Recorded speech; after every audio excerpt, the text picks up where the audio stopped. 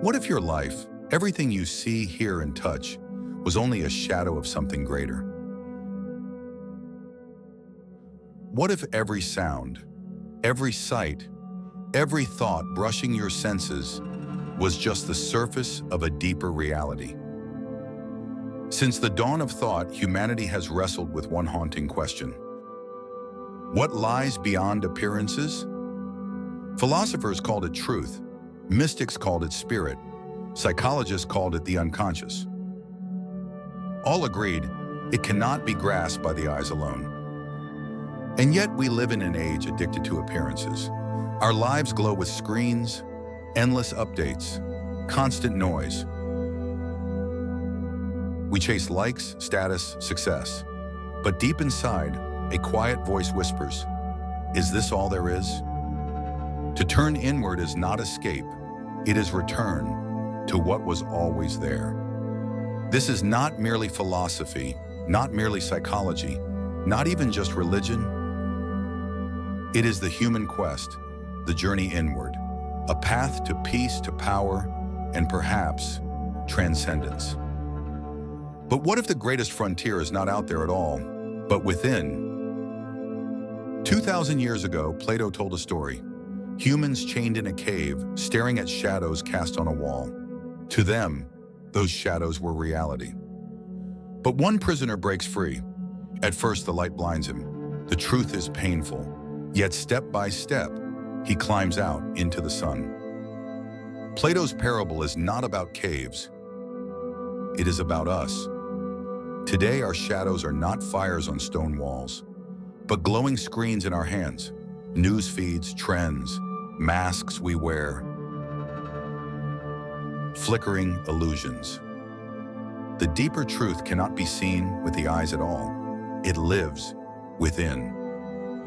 But if the light is always waiting, why do so many remain chained to shadows? If philosophy shows us the cave, psychology gives us the mirror. A mirror not of the face, but of the soul. Carl Jung spoke of the unconscious, not emptiness, but a treasury of symbols. He called it the shadow, the face we refuse to see, yet within it lies power. Archetypes, the hero, the mother, the wise old man, echo through dreams and myths. They remind us the inner world is as vast as the cosmos. Maslow drew a pyramid of needs. At its peak, self-actualization, not survival, but transcendence. Science now confirms what mystics long declared. Joy flows not from gain, but from meaning, from flow, from alignment. Yet even the mirror has limits. Beyond symbols and dreams lies something the mind cannot contain. What the philosophers called truth and the mystics called spirit. If philosophy guides the mind and psychology reveals the mirror, spirituality opens the hidden eye. Rumi wrote, "Close both eyes so that you may see with the other eye, the eye of love."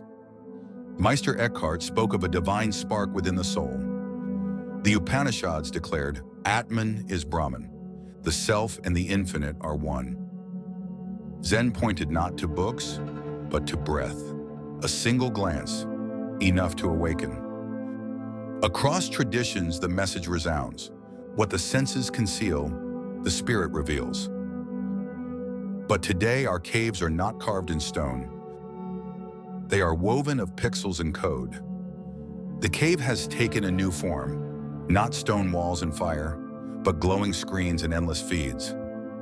Consumerism, conditioning, ego-driven culture, distractions, keeping us chained.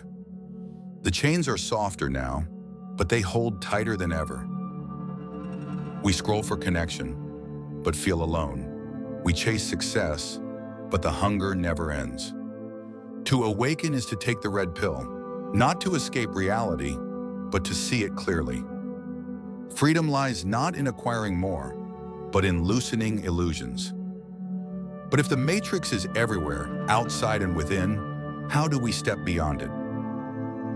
Awakening is not a moment, it is a path, a lifelong ascent. To think within is to practice. Without practice, truth fades back into illusion. Journaling, confronting the shadow in ink. Meditation, watching thoughts dissolve like clouds. Acts of kindness, not grand gestures, but daily sparks of compassion. Every breath, every choice, every act of honesty, awakening happens here. Above all, authenticity, to shed masks, to live truth. The ascent is not about reaching higher, it is about becoming whole. For when we awaken within, the world outside transforms. Not because it changes, but because we do. Philosophy guides the mind. Psychology reveals the mirror. Spirituality lights the way. Together they whisper, the path is not outward, it is within. To think within is to remember, you are more than shadows and more than ego, more than noise. Within you lives an eye that does not fade, the spark of the soul itself. The great philosophers called it wisdom. The mystics called it union. The psychologists called it self-actualization. But in the end, it is simply this: to live authentically, to love deeply, and to rest in the peace of presence. This is the human quest, the return inward, and perhaps this is what it truly means to grow spiritual. If this journey sparks something within you, subscribe to Epiphane Arcadia. Here we uncover the unseen layers of the self. Until next time, remember, the eyes of the body fade with time, but the eyes of the soul, they see eternity.